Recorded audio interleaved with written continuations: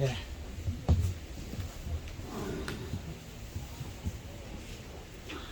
이 오후에는 우리가 이제 실질적으로 큰 틀에서 세분화를 한번 시켜보겠습니다. 세분화. 지금 우리가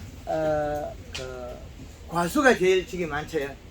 이 과수에서는 얘가 자라는데 요 가지와 이 가지 아까 강의를 했죠.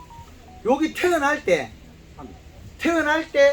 자기의 영양으로서 체내 저장량보다 작은 건 적게 자라겠죠. 그거는 얘가 결정을 한 거고, 내가 외부에서 인위적으로 영양을 공급해주면 이게 바뀌어버려요. 영양 공급해주면. 그래서 얘가 먹고 사는 게 기초적인 게 최고의 기초적인 이론을 이제 여기다가 안정화를 시켜야 된다.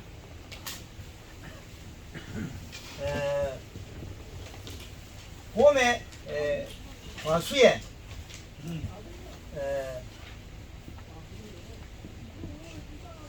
목매시비 요거는 어떻게 구성해야 되면 봄순이 나기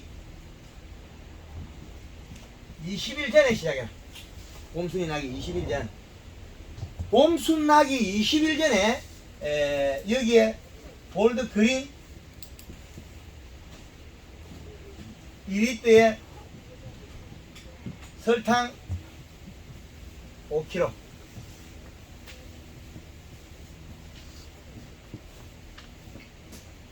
이 내지 3회. 그래서 목매 시비는 전년도에 부족분 체내 저장 양분을 보충하는 데 준한다. 전년도에 체내 저장 양분 부족분을 보충한다. 그렇게 보면 되겠습니다. 그리고 여기에 2 내지 3이 할 때 그 기름 소독을 같이 병행하면 된다. 기름 소독. 그 기름 소독은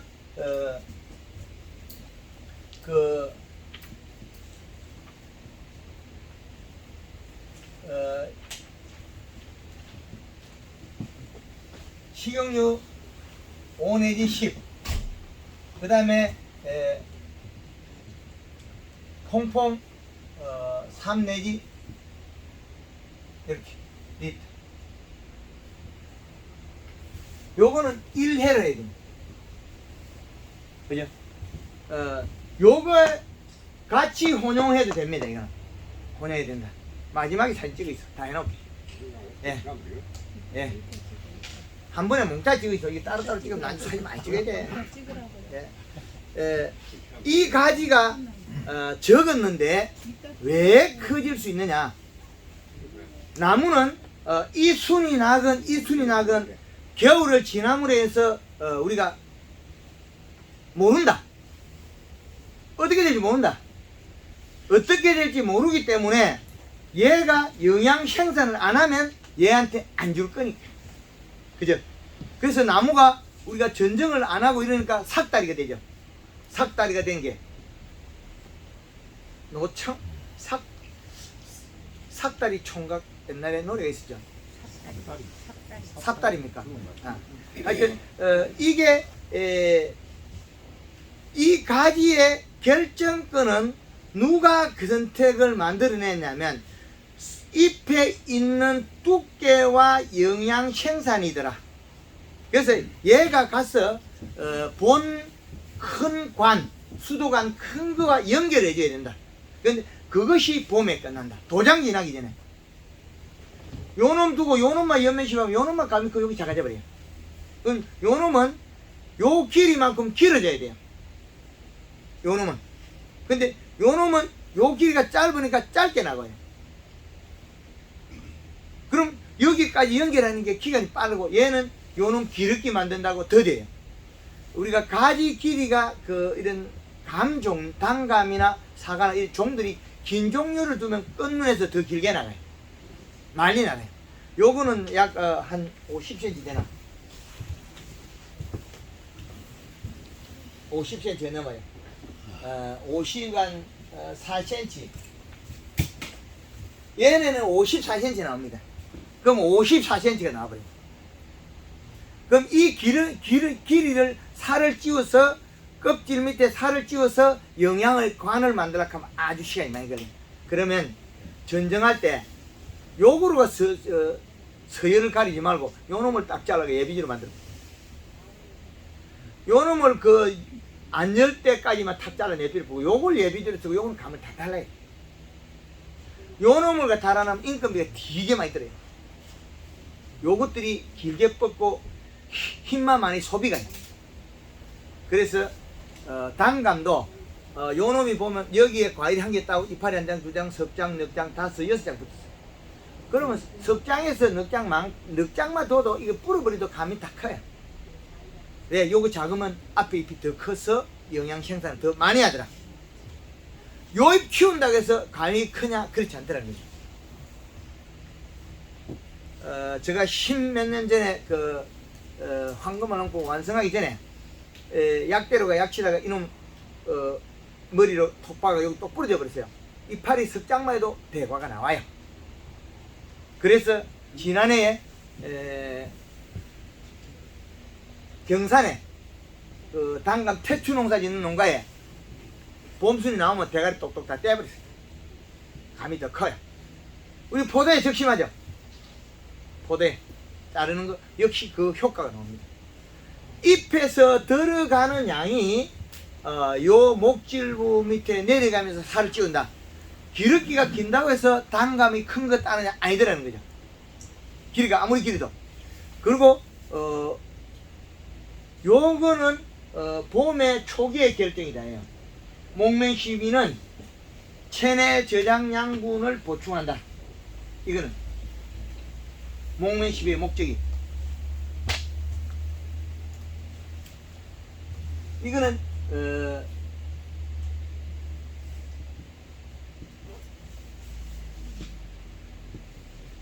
저장 양분 보충.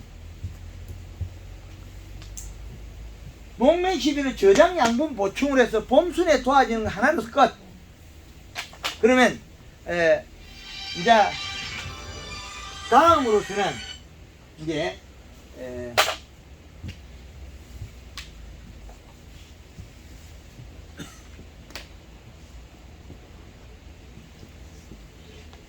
연면시비가 되겠죠. 그런데 이거보다도 더 중요한 건 아까 그 토양 분석이라고 얘기했죠. 이거보다 더 중요한 게 봄에 비료 퇴비 주기 전에 이 제일 앞에가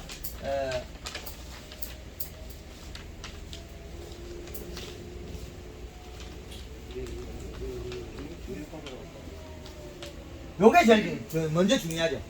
토양 12 전에 토양 분석해서 11에 되겠죠. 이게 더 중요합니다.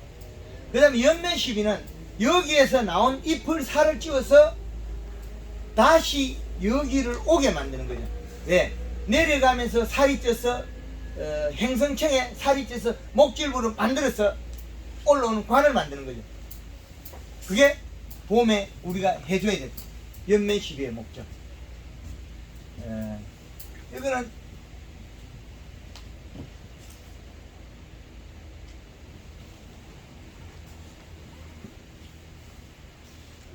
이거는 그린 두 번에 칼 한 번, 물 500리터 기준입니다. 1.5리터에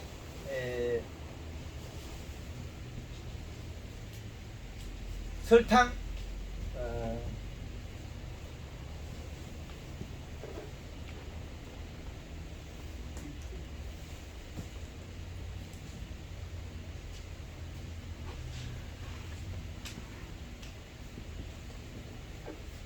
요거는 우리가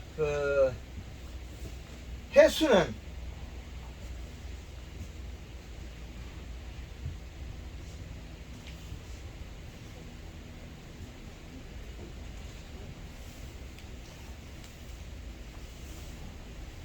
횟수가 왜 이렇게 되냐면 샤인마스켓 올해 대박을 치고 싶으면 3일에 한 번씩 매일 맹물 뿌렸어. 절간을 좁히려면 설탕이 계속 자주 들어가줘야 됩니다. 그래서 장애를 안 일으키려고 하면 사이마스켓에 맹물 시비를 계속 해줘야 됩니다. 맹물 시비를. 그래서 바이로드 하는 거는 비로 과다해서 장애가 발생한 게 바이로드다. 그래서 이 수치는 변하지 않습니다. 그래서 비가 올 때는 한 번에 다 먹더라. 그래서 그거를 극대화하기 위해서 가수원에서는 제가 최초 개발할 때는 비 오기 4일 전에 연민식 했다. 비 오기 전에 또 연민식 해요. 그리고 비 오고 난 뒤에 또 연민식 해. 몇 번도 안 해서 동네 이장한테 많이 죽었. 이게 워낙 자주 하다 보니까 새벽에 또 와서 SS가 불어버리니까 동네 왕왕거리고 밤에도 왕왕거리고. 그러니까 니 때문에 우리가 잠 못 자고 살다 마을. 이걸 알고 나니까 얼마나 기분이 좋아요. 아, 요걸 바꾸면 다 되는데. 그래서 연면 시비를 많이 했다.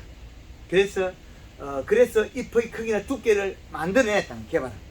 그래서 우리가 그 책이 5페이지인가 넘겨보면 황금환농법 4대 공식이 있습니다. 그 공식을 왜 개발했느냐? 연면 시비를 개발해놓고 연면 시비를 가지고 이 살꾼 같아. 또 거짓말쟁이 같고. 저기 쓸데없는 거 또 했다. 그래서 그거를 뒷받침하는 공식을 4대 공식을 개발해낸 거예요. 잎의 크기와 두께, 가지의 모양을 개발해낸 거예요. 그래서 요 설탕이 다음에 개발되면서 잎의 크기가 2cm를 줄였어요. 25cm를 23cm를 줄일 수 있다는 거예요. 같은 크기에서 같은 역할에서 2cm를 줄였다는 건 엄청난 겁니다. 아주 획기적인 방법이죠. 그래서 요렇게 구성해냈습니다. 그런데 복숭아에는 설탕을 쬐끄만 할 때 안 써야 된다.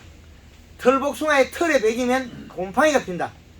그래서 복숭아에는 천도 복숭아들은 설탕을 좀 클 때까지 써도 되는데, 근데 털 있는 복숭아, 털 복숭아들은 털에 장애가 있더라.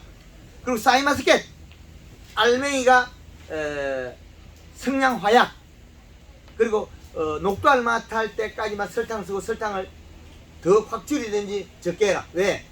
포도 송이 자체에 설탕이 묻어서 포도 딸 때 되니까 이게 곰팡이가, 검은 곰팡이가 펴서 똑똑똑 떨어지니까 끄름처럼 보기 싫더라. 그래서 그럽니다. 봉지 사고는 설탕을 쓰게 되면 봉지가 오염이 돼서 그렇지 이상이 없습니다. 그런 부분이다. 그래서 설탕은 좋은 건데 우리 그 비료값이나 별 차이 안 납니다. 토양에 주면 때로는 해도 된다. 해가 된다. 미생물이 해가 될 수 있다는 말이 요 말과 같거든요.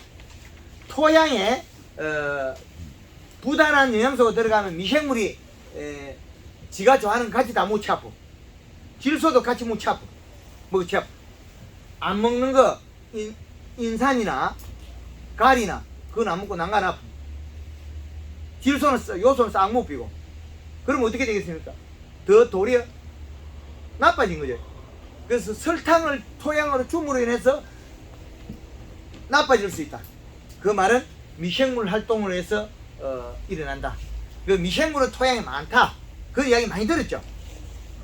그 조건이 안 맞아서 미생물이 활동 안 하고 있는 거, 저가 조화롭게 있는 거지. 우리가 갑자기 거기다 미생물만 냅다 집어넣으면 토양 환경이 탁 바뀌어버려요. 바뀐다. 그래서 줬는데 나빠지는 경우도 많이 봤다. 그게 요겁니다. 요게 상반기 농사의 시작의 결과입니다. 상반기 농사의 시작의 결과라는 이 말은 어떻게 되냐면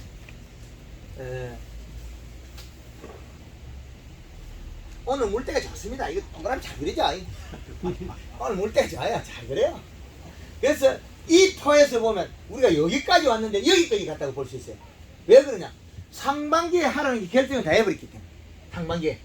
그러면 12월 31일, 6월 30일, 3월 31일, 9월 30일. 자, 그러면 우리가 여기서 두 달씩 달짜리 더 넣고 보면, 자, 계절의 축을 만들어놨어. 그러면 상반기 농사에 해당한다. 여기까지가.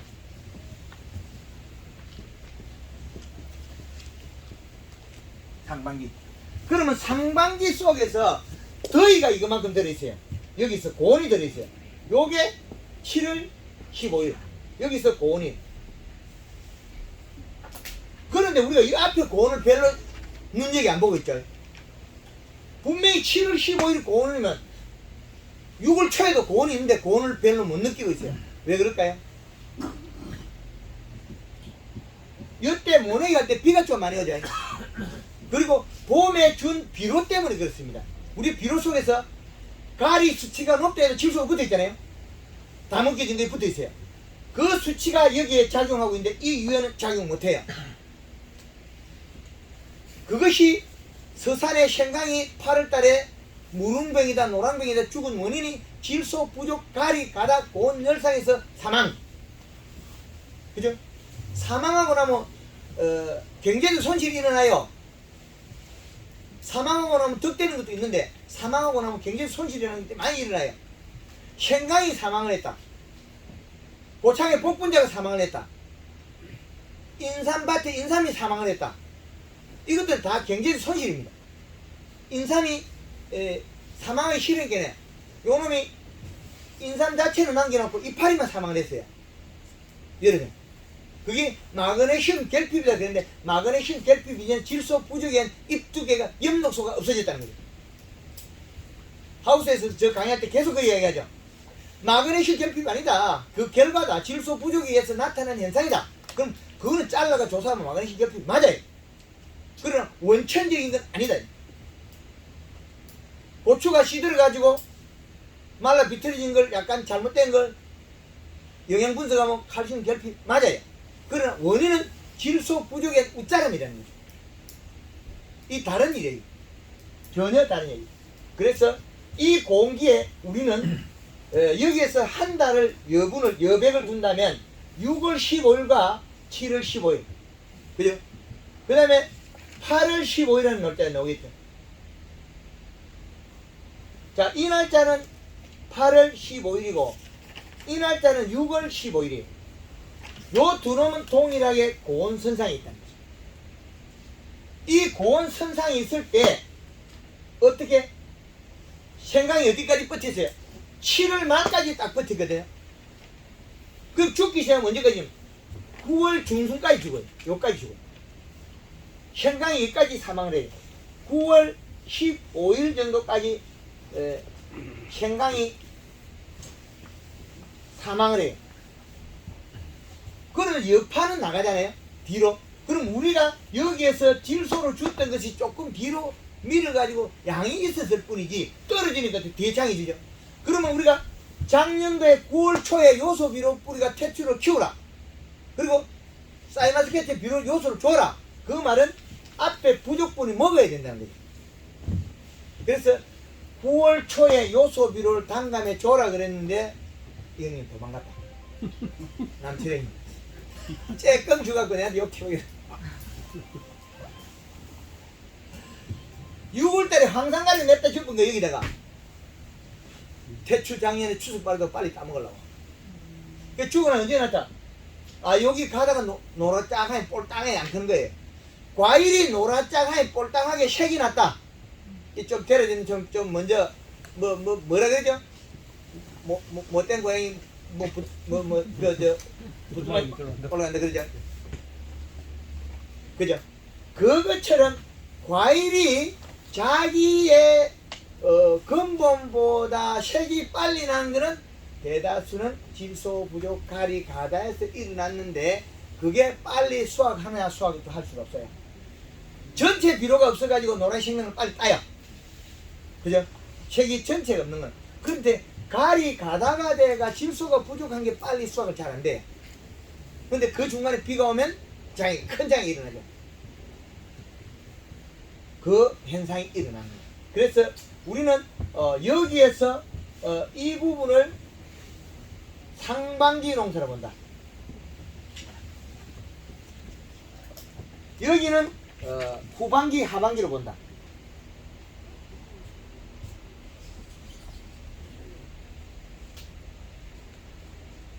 후반기가 낫겠죠? 그렇죠?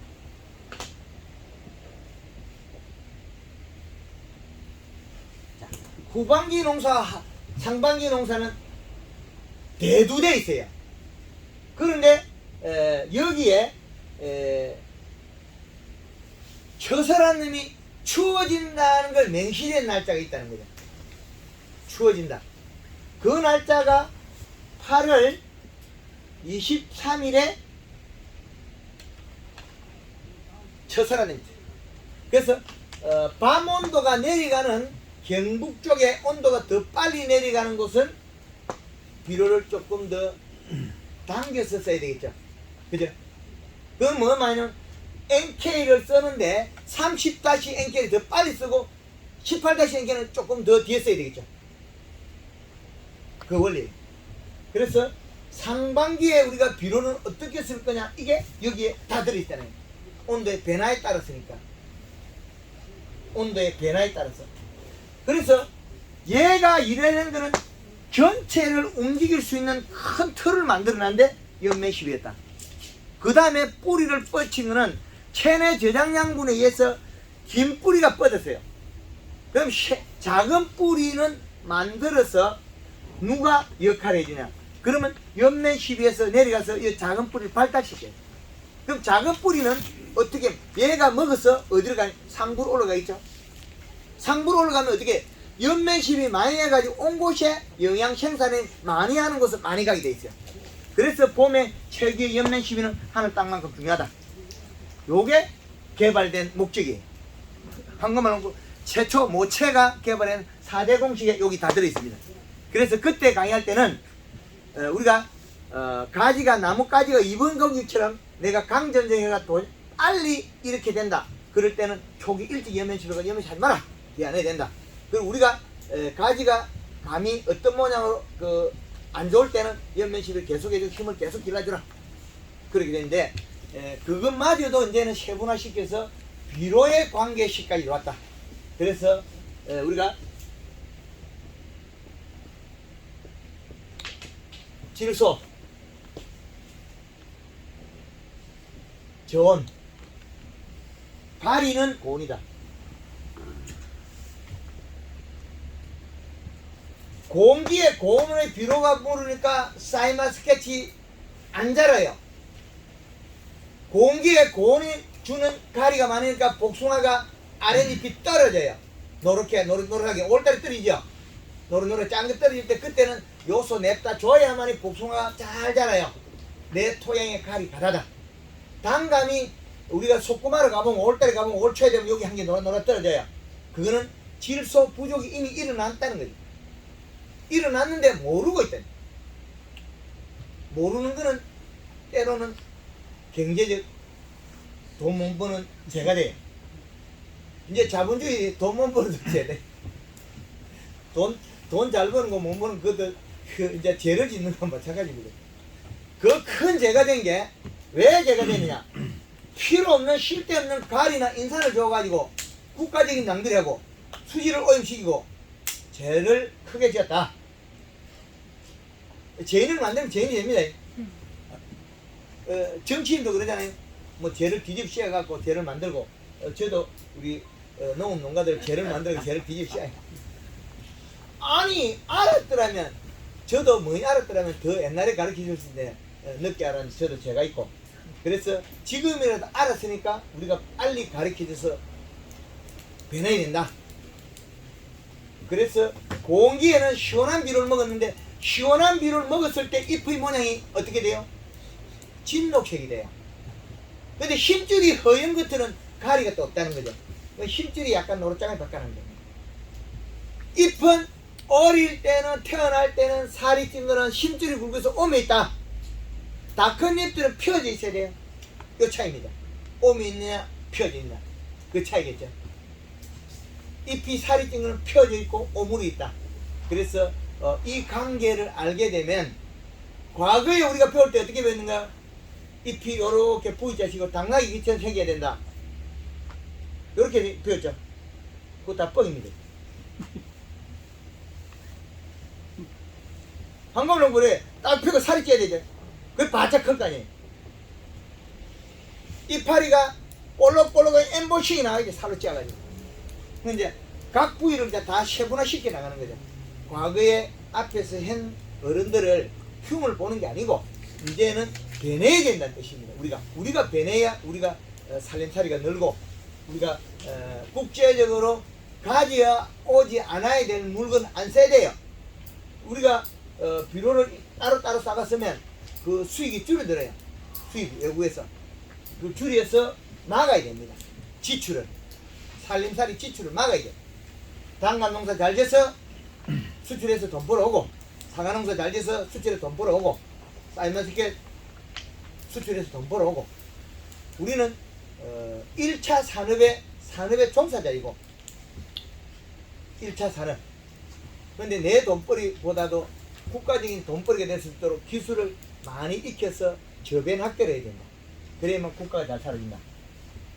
그래서 7월 15일이라는 점이 고온기이기 때문에 이 시점을 지나가는 순간에 모든 작물들이 후반기에 수확기에 들어가는 차비를 하는 그런 계절의 충격입니다. 그래서 우리 농가에서 가을에 심는 마늘에 이 씨는 2.1이 최고, 양파 마늘. 그러면 봄에 자라고 있는 때도 역시 2.1이 최고. 그러면 과수에서는 이미 2.1을 먹고 들어가야 된다는 거죠. 봄에. 그럼 겨울에는 2.7이라는 이시가 나오죠. 여름에는 1.8일 이시. 그럼 여기서 마이너스 3을 빼서 써라. 마이너스 3. 뭐냐면 토양에서는 11을 한 번에 너무 많이 하면 많은 것을 빼내기 어려워요. 적은 거 줄 수 있으나 여기서 마이너스 0.3 빼서 1.5를 재배하라. 그 다음에 여기는 1.8을 해라. 1.8을 해라. 겨울에는 2.4를 재배하라. 이렇게 말합니다. 그래서 이 사계절 표를 개발하고 상당히 저는 또 상당히 기뻐졌습니다. 황금을 농법을 개발하고 4대 공식을 개발하고 상당히 기뻤다. 왜? 학문화할 수 있었다. 농업의 하나의 황금을 농법 학문화할 수 있다. 그래서 최초이다. 그리고 비료를 갖다가 이제 규정을 씌울 수 있다. 비료값을 과학화할 수 있다. 그래서 이건 또 기뻤습니다. 그래서 이걸 개발하고 나서 비료가 많으면 좋으냐 작으면 좋으냐를 또 그 찾아내기 위해서 웃자람에 대한 걸 또 찾아냈죠. 비료값이 적으면 웃자라더라. 여름에는 1.5가 좋은 건데 겨울에는 1.5가 되면 하우스 고추가 키워버려요. 다른 일이죠. 왜 그러냐? 겨울에는 광합성해서 대사작용을 적게 해서 뿌리에 있는 비료를 못 가져온다는 거예요. 그래서 그때는 광합성을 해서 성장, 우리가 그 대사작용, 그리고 깜깜하면 성장.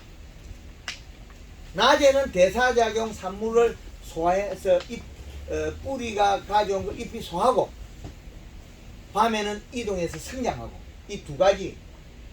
그래서 하우스 같은 경우 이시가 높을 때는 이불을 덮고 깜깜하게 해라. 그 이야기 된 거죠. 그럼 깜깜하게 하면 해가 없다. 그래서 일부 농가 지난 겨울에 가가지고 대구 현풍 옥포에 7월달인가 8월달에 교육받으러 와가지고 하여튼 여름에 교육을 한 2번 정도 왔어요. 하우스 고추 양액 재배 가서 한번 제가 도와준 적이 있어요. 이 실을 3.3을 줬는데 그게 절간이 조금 늘려서 조금 더 올렸어요. 이 실에 3.7까지 올리는데 3.7의 고추에 이 실값을 주는 데는 대한민국 아무도 없어요. 황금만원법밖에 없어요. 약간 그늘어진 데도 고추가 잘 열어요. 작년에 안 열고. 작년에 다른 업체에서 뭐 이렇게 이 실을 1.8을 줘라 해가 키만 진짜 크고 겨울에 고추가 안 열어요. 올해는 고추만 조롱조롱 열어요. 쪼랑쪼랑 열어요. 많이 열어요. 그 기준이 이렇게 개발해놔요. 아주 좋은 겁니다. 좋은 놈을 잘 활용하라고 만들어놨네요. 키가 크는 거, 마디가 늘어지는 거는 다 비료 부족에 의한 웃자랍니다. 마디가 늘선늘선한 건 다 웃자랍니다. 저희 단감나무 이거 면 어떻나요? 마디가 다 좁죠? 이파리 간격이 짜막짜막하잖아요. 이렇게 키운 데는 웃자라면 안 일으켰죠. 바로 이게 농업의 기술입니다. 기술이고 과학입니다. 농업은 주문구가 아닙니다. 과학입니다. 그래서 외국에서 배운 걸 한번 우리는 더 걸러서 더 정확하게 더 세밀하게 만들어서 활용하자. 이게 우리 황금알농법이다. 그래서 이 부분에 대해서는 이제 앞으로 많이 강조를 하겠다. 비료란 게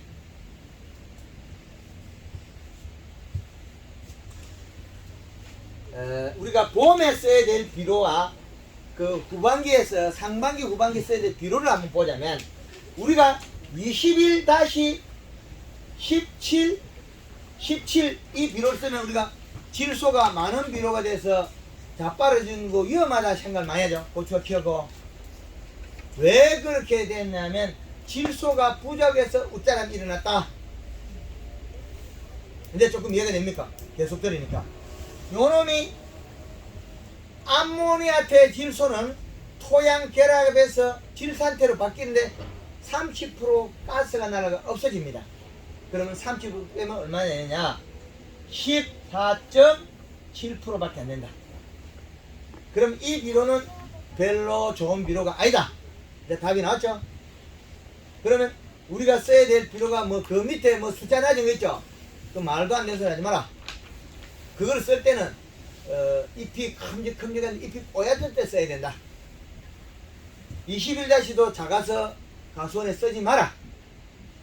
이제 이래죠. 토양 분석했을 때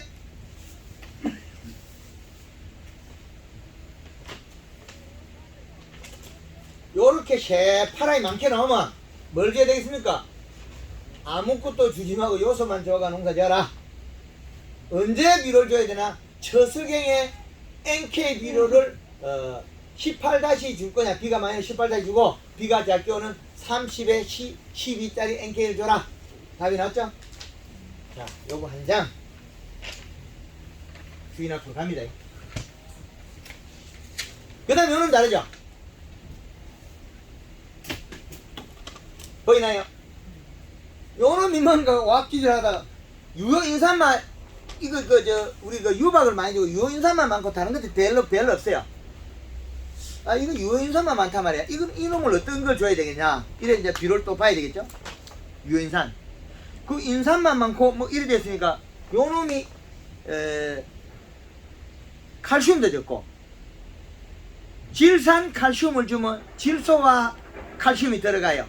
질산 칼슘을 주고 그 다음에 칼륨도 좀 부족하고 마그네슘 부족하거든요. 그 항산고토는 항산 마그네슘을 주고 그 다음에 칼슘은 질산 칼슘과 요소가 되는 거고 질소가 되는 거고 질산 칼슘과 그 다음에 칼륨은 우리가 그 NK 30-NK 30-12로 주면 되겠다. NK 그 유기물도 적당히 있으니까 아직까지 뭐 대비 안 줘도 되겠다. 자, 요놈 봐라. 요놈 뭐 있어요? 요놈 보면 마그네슘이 좀 작아요. 요거 좀 작으면 큰 문제는 안 됩니다.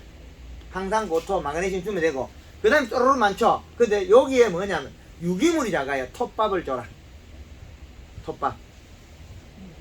톱밥을 주고 얘는 요소만 주면 되겠다.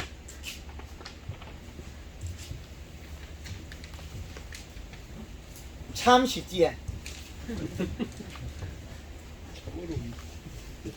아니 참 쉽지. 다 가르치는데 뭘 안 가르치고 물어보면 그게 어렵지. 가르쳐주고 참 쉽지 하면 쉽다 그래. 그래서 우리가 기비로 쓸 때는 얼마짜리 써야 되느냐? 30-10에 8짜리 명품 300이라는 거 얘를 써도 얘가 가스가 빠지면 어떻게 되느냐? 20에 18 된다. 그죠?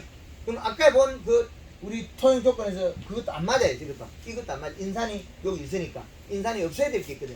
지금 인산이 없는 게 거의 없었거든요. 인산이 다 있다는 거예요. 그러면 아무리 오합지도 인산이 있더라.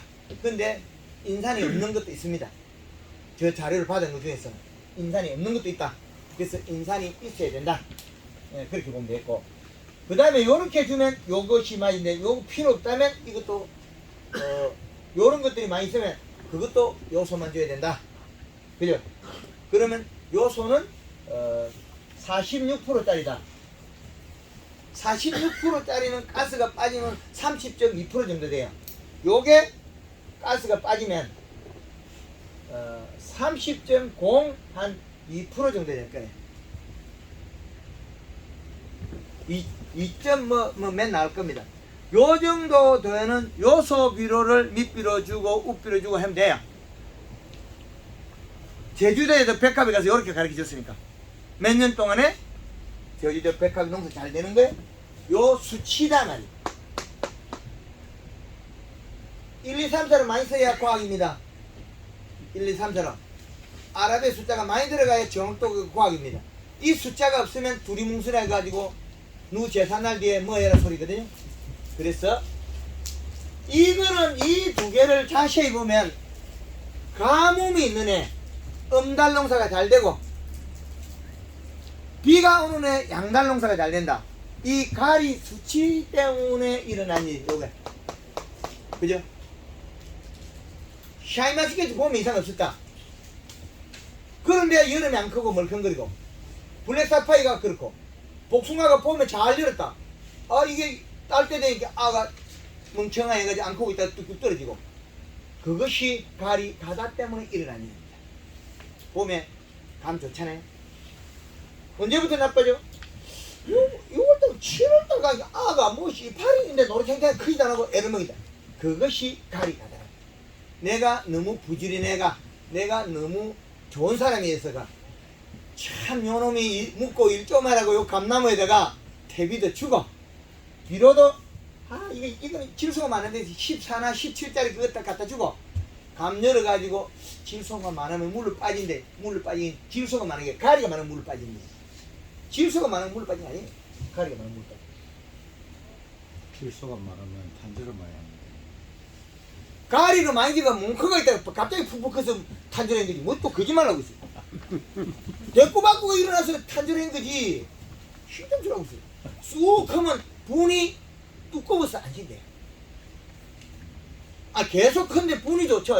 갑자기 비 오니까 푹 크니까 분이 얇아져요. 그래서 탄저가 된다. 그렇죠. 그래서 이게 이래 대꾸 받고 안 생겨야거든요. 그건 가리 많이 주면 비 올 때는 푹 크다가 푹 이제 움푹짐푹하네. 가리를 많이 줘서 탄저병 했다. 가리로 많이 해서 도장기가 났다. 요 놈이 평상시 클 때는 더워서 못 크고 있다가 비가 요 전체가 갑자기 비를 맞고 영양을 확 내보낸 거죠. 그 뿌리가 확 왕창 먹었단 말이야. 시원하니까 비가 와서 내려가고 뿌리가 쫙 빨아먹고 확 밀어 올리니까 요게 여름에 못 크고 있다가 갈 수가 없어요. 한꺼번에 왕창 어디 밀다가 보니까 중간에 애따 모르게 비어뜯고 나오고 도장지가 많이 나고 병을 많이 하는 거의 대다수는 그 원인이 다른 곳이 있다. 노린재가 많이 오고 다른 벌레가 많이 오는 것도 가리 가다다. 못 자라서 자기의 방어 물질이 부족했다는 거죠. 향이 나버려. 미리 과일 향이 안 나고 커야 되는데 그 행동이 중간에 바뀌었다. 그래서 가리 가다에서 이런 장애는 우리가 경제적 손실이 많이 큽니다. 아주 중요하다. 그래서 왜 여기만 계속 강의를 하고 있냐면 여기에 연면실에서 맞춰주면 비료만 있으면 잘 되기 때문에 초기에 그럼 초기에 비가 오고 병을 적게 하려면 비 오고 난 뒤에 약 치면 병을 잘 안 해. 탄저병 꼭 비 오기 전날 약 뒤치고 탄저병 그러면 큼직해가지고 잘 뚫고 들어가가 그 자리 감은 껍질 뚫고 못 뚫고 들어가. 그 사과밭에도 탄저병이 한 번에 비 오고 못 뚫고 들어가. 그 비 오기 전에 약 치면 약을 2배로 비싸게 치고 1.5배로 더 해도 소용이 별로 없어요. 비 오고 난 뒤에 약 치면 효과가 차야. 잘 죽어요. 탄저. 탄저구는 그 과일 위에 딱 앉아있는 게 보이거든요. 눈 좋으면 이렇게 보여요. 그래서 이쑤시개 같은 거 이렇게 살살 밀면 밀려가요. 비 올 때 못 뚫고 들어가는 얹히가 있어. 얹히가 있어. 날라오가 딱 얹히가 있어. 떡볶이 큰 거 있잖아요. 학대가 딱 보면 다 보여요. 그게 탄저입니다.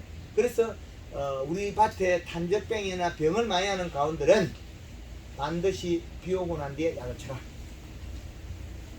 비 오기 전에 전착제를 쓰면 분을 벗겨버린다. 그래서 비 오기 한참 이전에 칠 때는 전착제를 여기 쓰고 분이 다시 형성되도록, 그리고 비가 올 때 가까이는 전착제를 쓰면 분이 벗겨진다. 그러면 병원 침투가 더 빠르다. 그리고 작은 벌레, 응애라 이런 것들은 털 사이에 숨어 있기 때문에 전착제를 써야 방제가 잘 됩니다. 잘 죽는다. 그런 경우가 있겠죠. 그래서 이 비료는 끊임없이 강조를 해도 시간이 부족합니다. 그래서 상반기에 조절을 하되 우리가 추비를 뭘 줘야 될까? 냅다 모르겠다 그러면 청태가 끼면 뭐 추비를 줘야 되냐?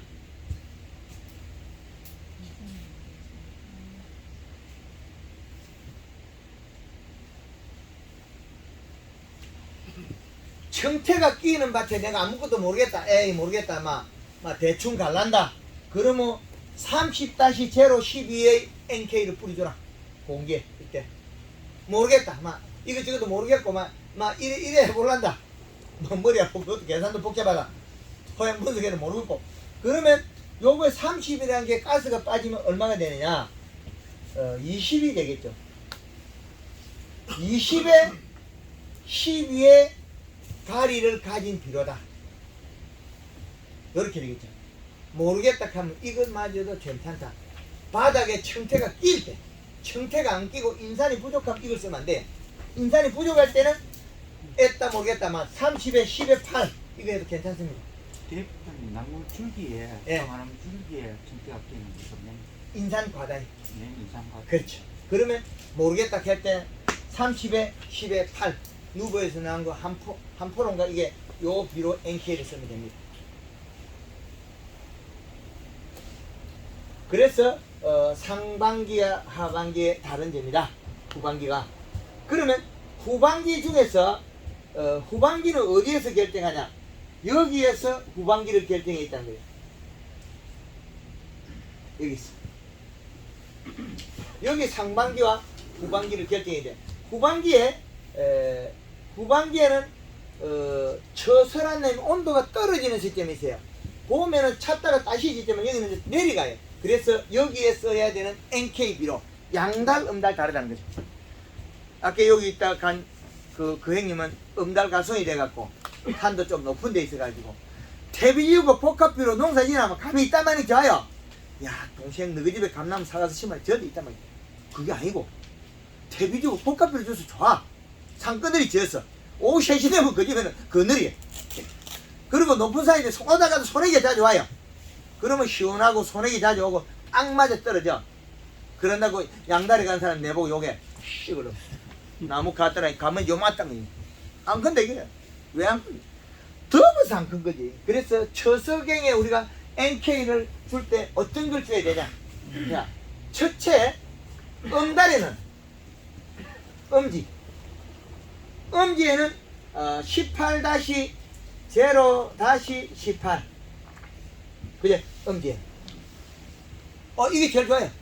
그런데 음지인데 비가 더 많이 한다. 그러면 올해는 뭐 8월 초부터 비가 온다. 그럼 조금 더 땡겨줘야 돼. 더 따시게 해줘야 돼. 그러면 여기가 가스가 빠지면 어떻게 되겠습니까? 12.6이 되죠. 질소량이 12.6이 되버리죠. 그럼 12.6이 18이죠. 그러면 음달에 여름에 8월 초부터 태풍이 지랄 불고 나다에 비가 온다. 그럼 뭐 해야 되겠습니까? 8월 초부터 NK 뿌려야 돼. 더 땡겼어. 복숭아밭에 장마가 지가 비가 질근질근 온다. 뭐 해야 되겠습니까? 복숭아 딸락하는데 18-NK 줘야 돼. 맞대기를 수집버리죠. 추워서. 추위를 탄 거예요, 식물이. 여름에도 추위를 타요. 대사장은 이동이 빠른 그게 부족해서 그래요. 그런데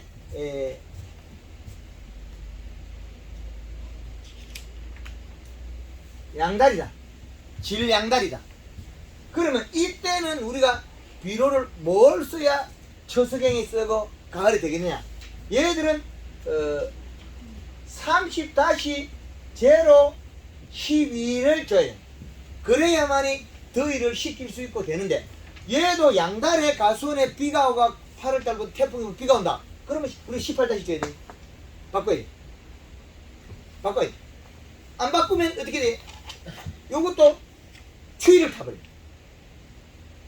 성장을 해버리고 생식기능이 떨어져야 돼.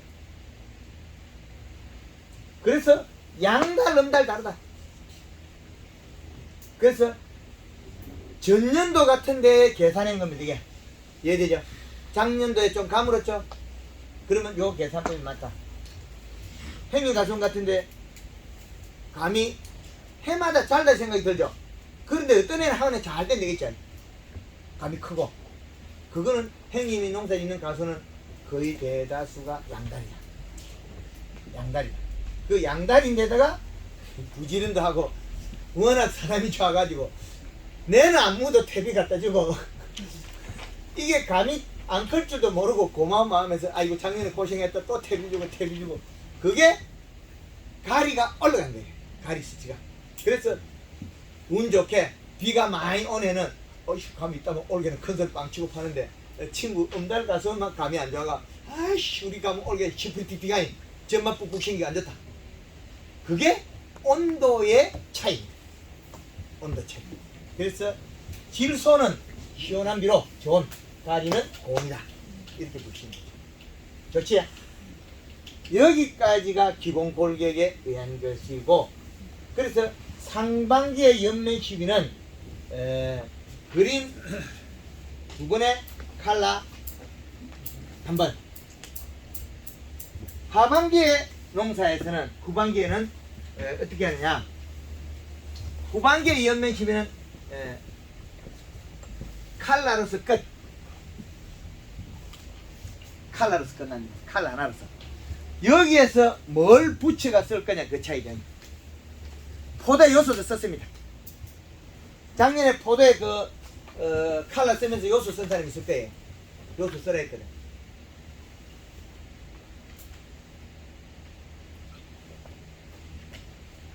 포도가 가리를 너무 많이 먹어가지고 덮어서 이파리의 회복을 요소주가 올라가가 돌려가 바쁘니까 애따 모르겠다 칼라에다 요소가 여가 차버려. 그러면 시원해져요. 그러면 쑥쑥해요.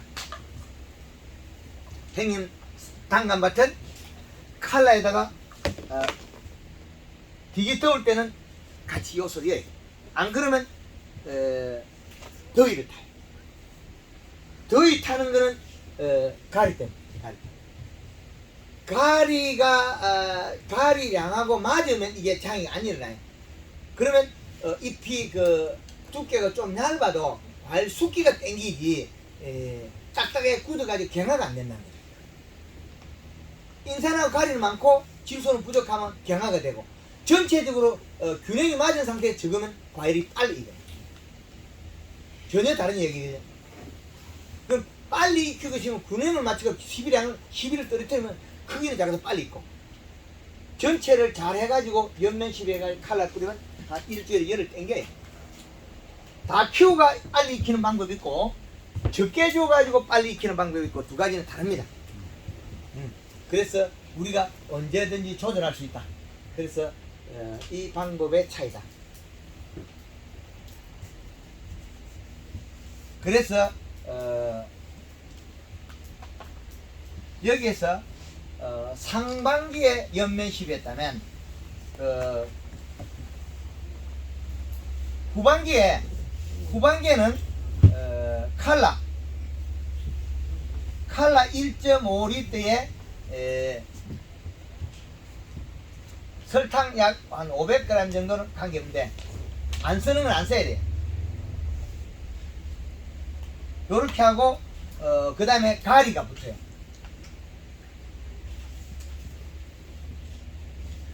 가리는 더위를 타요. 질소가 없는데 가리 있으면 이파리 금방 훅 떨어지고 타버려요. 요렇게 됩니다. 후반기. 그러면 이 대사작용을 원활하게 해서 제일 좋게 하는 겁니다. 이게 후반기. 가리는 때는 뭐 연마가리를 말합니까? 그렇죠. 연마가리. 제일 황금알 농구에서는 제일 싸고 제일 편리한 거. 농협에서 판매하는 거. 제일 싸고 제일 편리한 거. 그래서 농협에서 파는 걸 거의 대다수 위주로 합니다. 설탕도 농협 마트에 팔죠. 예, 그래서 황금알 농구에서는 너무 이렇게 너무 복잡다단하게 설계를 안 냅니다. 그렇게 해놓으면 우리 농가들이 그 활용하기 상당히 어렵습니다. 그래서 기본이 되는 거는 이렇게 구성화되어 있다. 대본이 토양 분석에서 위산가리가 많았는데 영미 시기 때 가리 연마가리 여기서 괜찮습니다. 그게 들어가야 될 때 있고 안 들어가야 돼. 절대적으로 가야 될 때 안 될 때 있습니다. 그게 옆책에서 저 책을 보고 그렇죠. 내가 토양 분석에서는 많았던 거는 1차적으로 맞다. 그러나 이게 계절에 따라서 비가 많이 와갖고 많아도 많은 것이 안 나올 때가 있습니다. 많아도 비가 와가지고 없어져 버려. 많은 건 맞는데 온도가 떨어져가지고 없어진 경우가 있습니다. 그럴 때는 사용해야 됩니다. 그 이제 요걸 보고 세분화 계속 여기 설명하니까 이걸 가지고 응용해 땅으로 가는 거 우로 가는 건 거의 비슷합니다. 그래서 그걸 응용하시라 그 말입니다. 그래서 여기에 있는 결과물이 영양을 계속 땡길 수 있도록 여기에서 그냥 내려줘야 됩니다.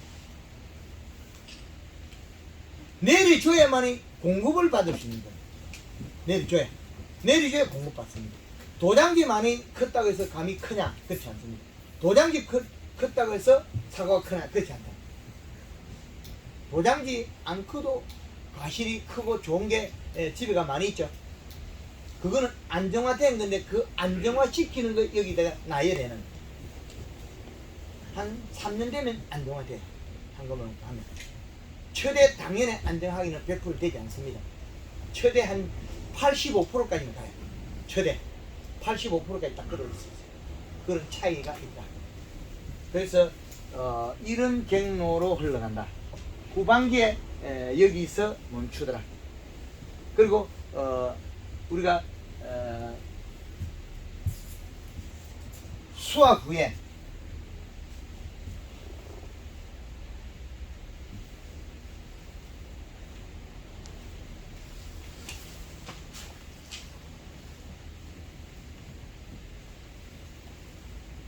단풍 들이기 이때는 칼라 2리터에 설탕 3kg에 가리 복숭아에는 한 3kg도 들어가요. 복숭아 잎이 다.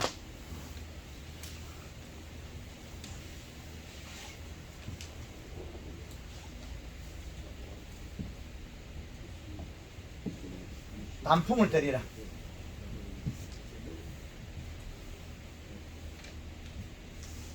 단풍을 들여야만이 나무가 제 역할을 끝난 겁니다.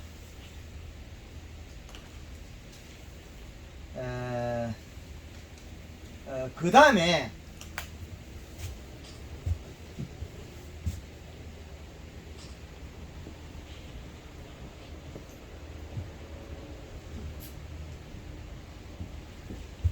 이 시기에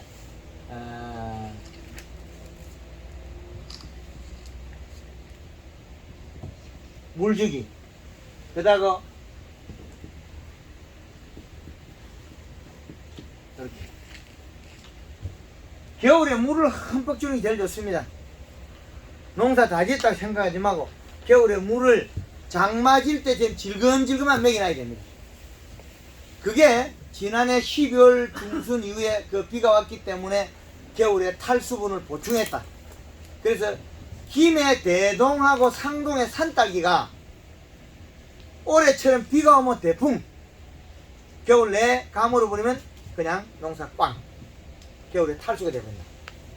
그래서 올해는 과수유 농사가 대풍이 될 수 있는 첫째적인 조건을 갖췄다. 과수가. 왜 그러냐? 그거는 봄 내에는 별 그 다음 문제고, 지금 현재 이 나무가 피부가 좋다는 거죠. 목질 부위 안에 수분이 탱글탱글. 이 까면 물이 상당히 많아요. 그리고 이 눈을 까보면 눈이 새파랗게 좋아요. 눈이 까보면. 그래서 지금 피부가 안 상했다. 유마 코팅은 물 500에 식용유 18리터 퐁퐁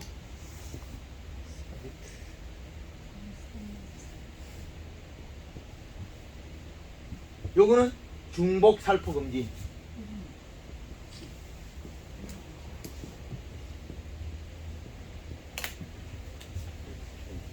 여기까지가 우리의 1년사.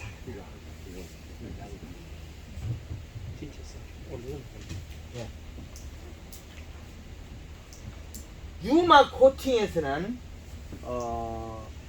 동계 방제가 충과 균이 다 죽어요. 살균 살충력을 다 가지고 있다는 거죠. 아주 좋은 방법이에요. 살균 살충. 낙엽이 지서 비료 별로 안 주고 있잖아요. 근데 가을에 감사비료 줄 소리도 안 하잖아요. 요거 잘못 줘가지고 겨울에 낙엽이 지고, 낙엽이 질 때 단풍이 들었냐 안 들었냐 여기 많이 바뀌어요. 단풍이 안 지고 떨어진 거는 지금 출발해서 내려가는 영양소가 뿌리가 영양을 생산해요. 그럼 어떻게 몸속 올라오겠죠? 그거는 완전한 영양소가 겨울에 장애가 될 수 있다. 그런 거죠. 그게 상당히 중요한 문제가, 감사비료는 때로는 해가 되게 된다. 그래서 감사비료 주지 말라는 거를 또 그것도 역설했습니다. 양파를 줄 됩니까? 양파는 감사비료가 아니잖아요. 겨울에 먹어야 되는데. 많이 먹어야 되니 이래 올라가야 되는데. 누가 비료 많이 먹어요? 겨울 작물 더 많이 먹죠. 여름 작물들은 포대수가 늘어나지, 순간적인 이식값은 여름 작물이 낮아요. 그런데 유마 코팅이. 네? 유마. 유마코트 양파에 마늘에 철에 성공했는데, 그 뒤에 해보니까 물 500에 10리터까지는 해가 없는데, 물 500에 25리터 하니까 해가 되더라. 그래. 저 선풍이 좀 꺼버려. 예. 그래서 그 유마 코팅을 개발하고 나서 우리 그 작년에 그 배순 이사 그 마을밭에 가가지고 12월 3일날 추운 날 가가지고 저녁 때에 한 5시 돼서 질통에다가 1리터를 식용유 넣고 퐁퐁을 100cc 넣고 딱 지어가지고 싹 치놓으니까 봄 되니까 마늘이 좋았어. 그 다음에 우리 노 대표하고 어느 애가 좀 살포했더만 마늘이 고실해서 죽어. 기공이 막히게 안 되더라고요. 그 애는 또 겨울에 뒤 따시네 있어. 그거 개발하려고 하자마자 운 좋게 날이 너무 따셔버렸어. 그게 숨구멍이 막혀가지고 도로 마늘이 고실해지더라고. 그래서 다음에도 지금 진행하고 있는데, 그거는 물 500에 그거 우리가 사용하는 요거 있지 않습니까? 여기에 쓰는 거 요거 5 내지 10리터 기름 소독하는 거 있죠. 목매 시비할 때 요거 쓰는 거를 양파에 하니까 마늘에 하니까 해가 줄어들더라. 겨울에 잎이 얼어 죽는 양이 적다는 거죠. 그거까지는 지금 해놨습니다. 이제 1년사가 돌았기 때문에 우리가 지금까지 우리가 좀 요 부분이 미약했던 부분이 많이 보완됐죠. 황금한홍법 가르치가 요 티백에 드문 거 요거 때문에 여기 없어가지고 요걸 개발 못해가지고 요 태백에 드문 요거 개발하고 나니까 이제 요거 드물리 없어. 고맙다는 얘기 들어요. 사이마스켓 때 비로 600평에 20포 뿌리고 나서 박 대표 고맙습니다. 포도가 다 이게 잘 팔아먹었다. 당도도 뭐 17, 8불에서 올라가고 그 이파리 12장으로서 1kg 4송이를 수확하고 일반 농가에 2.5배까지 수확이 되더라. 2.5배.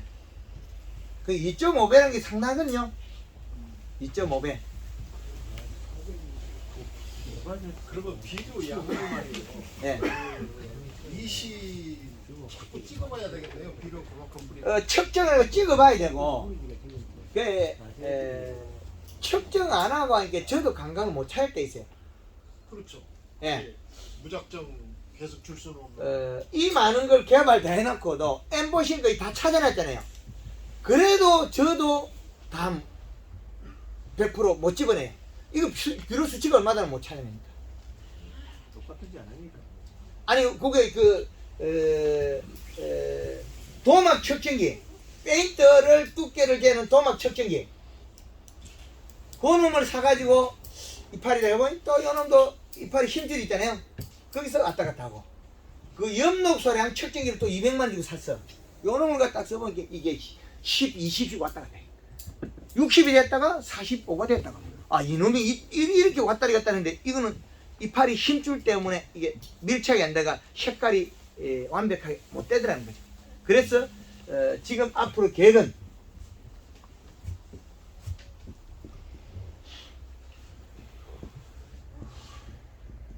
카라 차트 색깔을 이렇게 동글동글 해가지고 번호 매기라는 게 있어요. 그죠? 1, 2, 3, 4, 5, 6 요거를 그 종에 노란색과 연한색의 종에 맞는 칼라 차트를 할 건데 이것마저도 햇빛에 던져놔도 못 쓴다. 맞아요. 그래서 이것마저도 또 안 맞아요. 햇빛이 바뀌어버리니까. 햇빛이라는 게 얼마나 힘이 좋아요. 요거 다 만들어 다 부숴버려. 비닐을 아무리 단단히 만들어도 햇빛에 두 달 있다면 비닐이 허브되고 있노. 600평에 비료를 7포, 8포를 쓰는 사람은 그 사람들은 어떤 주기적으로 주는가요? 아니면은 측정해서. 측정해서 주는 건지. 그렇죠. 그리고 잎의 맥을 보고 한다. 잎맥을 보고 잎의 힘줄 그걸 보면 이제 그 기술을 또 가르친 거예요. 그래서 아이러니하게 100%를 갖다가 관주를 못하는 부분도 일부 있어요. 그런 부분들 또 따로 한다. 요번 시간에는 과수 쪽에 있는 것을 질문을 받고 하겠습니다. 질문 받은 거 여기서 지우면 되니까 요건 원장을 사진 찍어 두고 자, 질문이 필요하신 분 질문 받고 좀 쉬었다 하겠습니다. 예. 아까 연면실이 예. 사인에 연면실을 수확 언제까지 해야 됩니까? 연면실. 수학 후에도 하잖아요. 예? 단풍 들이까지 하잖아요. 단풍 들은 거 또 틀잖아요, 그거는. 예. 알맹이를 따기 전까지. 내가 당이 충분하다 싶으면 그 수확할 때는 이제 당불이 수확. 당과 품질이 수확하면서 확보가 안 됐으면 해라. 수확하면서도 뿌리에 요소를 줘라. 작년에 저는 일주일 전부터 이제 연면실을 끊었는데 수확하면서도 요소를 줘야 해. 수확하면서도. 예. 왜 그러냐? 잎색이 안 돌아왔을 때. 잎색이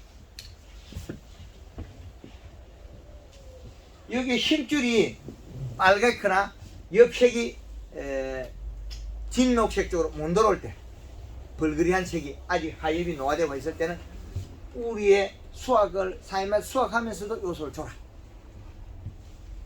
뒤집어졌어. 그 얘기 들으면 다 뒤집어져. 그냥 그러고 그 복숭아 기비는 그러면 언제쯤? 잎이 나올 무렵에 해도 괜찮아요.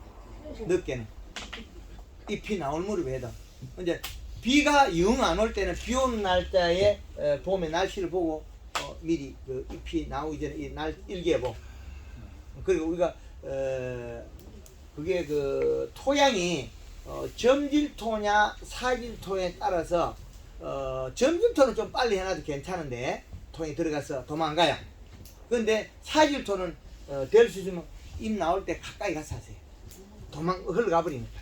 비료 줘도 안 준 거와 마찬가지라는 거죠. 이해되지?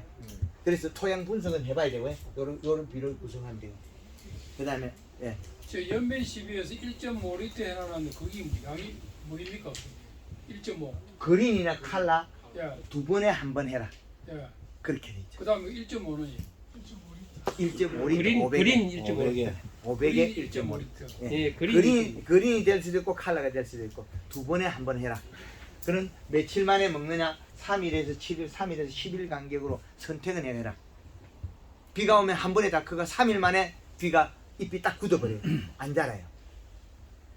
비 오고 난 뒤에 3일 이틀 안에 안 하면 잎은 더 자라지 않습니다. 멈춰버립니다. 이틀 되면 요거만 끝만 오마져요. 그 다음날 바로 하면 잎이 바로 딱 오매요. 3일째 하면 끝마요리 살짝 오므려져요. 더 클 거는 이 오므리가 쭉 커야 되거든요. 그래서 비가 오기 전에 살포했을 때 비가 온 뒤에 영양이 남아있냐 안 남아있냐 아무도 몰라요. 비의 양 때문에. 이틀 동안 봄비 주룩주룩 와버리면 다 커버리면 끝나. 햇빛 들자마자 날짜는 3일밖에 없다. 3일 지나고 나면 땡! 잎이 굳어가 안 커요. 영양이 없다. 딱 뒤집어지게 햇빛 보려고 딱 만들어버려요. 그럼 햇빛이 영양 만들어지지 않거든요. 뿌리에서 영양 안 오는데 햇빛 뭐 아무리 들고 있어봐 만들어지는 거 안 돼요. 그러면 다 컸더라도 내가 놓쳤더라도 연면십에 잎을 살을 찌워줘야 된다. 그래야만이 뿌리로 돌아가는 영양이 관이 만들어진다. 이해되죠? 네. 또 다른 문제. 대표님 네. 그럼 그린 2회하고 칼라 1회 하는데 그 사이에 넣습니까? 그린 연속하고 칼라 따로 하고 그럼 그린 두 번에 칼라 한 번. 뭐 칼라 먼저 해도 아무 관계 없습니다. 이게 순서가 바뀌어도 상관없고 중간에 넣어도 상관은 없고 예. 그거는 봄에 칼슘 요구도가 그래 안 많다는 뜻이. 푸드잎이요 단풍 들을 때 저기 잎맥하고 다 떨어져야 되잖아요. 근데 잎만 뚝 떨어지면 저장량분이 부족하다는 뜻입니다. 아 그렇죠. 그 영양이 부족해서 요놈은 남아 있고 요것만 똑 떨어지는 거 있어요. 아 그래요? 그렇죠. 여기 어떻게 고실라진다. 그건 내 비료프 질소 부족이다. 저장량분 축적 못하는 것도 질소 부족이다. 짜이니 단풍이 안 되는 거, 사과가 단풍이 안 들고 잎이 고실라져야 되는 거 다 질소 부족입니다. 또 다른 질문. 예, 그 기름 소독을 자주 해도 괜찮습니까? 안 되지. 얼마 간격으로 해야 될까요? 한 보름이 넘어야 돼요. 15일. 예, 그 고추에 복숭아에. 복숭아면 안 돼, 큰일나지. 복숭아 털이 오염돼가 새카맣게 못 쓰죠. 아, 기름 소독. 그 기름 쏟아가면 복숭아 못 쓴다고요. 털에 기름이 되기. 아, 있을 때 말고. 아. 초기에 연면시비 할 때. 그때 해도 기름장에 입을 수 있어요. 이 복숭아 좀 약해. 다른 종보다 많이 약합니다. 그래서 목매 시비하고 그 위에는 하지 마세요. 그 뒤에는 안 한 게 좋겠어요. 예. 아, 예. 고추는 괜찮은데 감사합니다. 예, 그는 그 장애가 일어날 수 있다. 그 질통에다 테스트 해보게 해야 됩니다. 아까 그 소량으로 사용하는 방법을 가르쳐드린 그 방법을 해야 된다. 예, 예, 블루베리에도 저 연면 시비하고 목면 시비가 그게 필요합니까? 맞습니다. 블루베리 이 시값을 요 정도 1.5를 잡아야 됩니다. 1.5를 잡아야 됩니다. 옛날에 어디 강의에 블루베리 밭에서 해놓은 게 1.5 이 시값에 대해서 강의하는 게 있습니다. 블루베리 일시 뭐. 예. 구기자에는 해가 관계없습니까? 구기자 똑같습니다. 구기자 흰가루빵 많이 하죠. 예. 예, 그것도 설탕 많이 치면 흰가루빵 싹 없습니다. 그거는 벌레 단옥으로 조그만히 얼마 안 되니까 백설탕 말고 흑설탕 내가 쳐 있어. 설탕. 흑설탕. 예, 예. 흑설탕이면 뭐 벌레도 깊이 하니까 냄새 때문에 안 와요. 다시 한번 복숭아에 유황합제는 안 합니까? 네, 기름 소독하면 유황합제 필요 없습니까? 그렇죠. 네, 그 살균 살충력을 다 가지고 냄새까지 나잖아요, 이 기름. 네, 똑같습니다. 효과 같다 보면 되겠습니다. 자두에도 해도 안 생각. 자두에 맞습니다. 그렇게 해서 벌레들을 막아낼 수 있다는 거죠. 자두가 도장지만 잎단하고 과일이 작았고 물러진 원인이 공기에 가리 가다 때문에 그래요. 그래서 자두 잎이 약간 뭐 뻘뿌리한 색깔이 됐잖아요.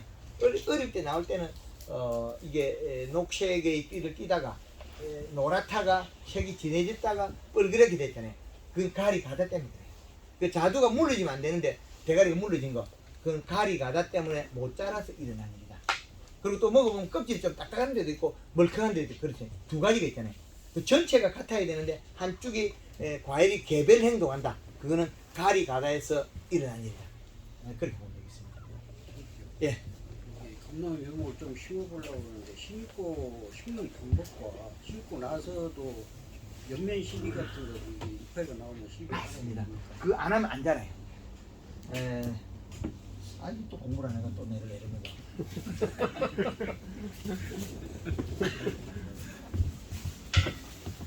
요 놈을 요렇게 심어라. 30도 방향 높이고 요 눈깔들이 짜장한 경우 몇 개 있거든요. 요 큰 돈이 하나 있거든. 요거 다 잘라내들 요까지. 그러면 전목 눈이 도달하는 거 있잖아요. 여기서 한 20cm 있으면 돼. 그거 다 잘라버려. 요게 싹 잘라내고 요거 30도 방향 높이 심어라. 어느 방향으로? 반트 씻는 게 아니고 방향. 안 되지 심으면 가지 잘라내린다고 욕만 보지. 찢어지고. 안 되지 키워놔야지. 이놈이 이렇게 크다 안 맞으니까 자꾸 잘라내밀고 있잖아요. 안 되지 위로 키우면 잘라내릴 이유가 없어. 자두처럼.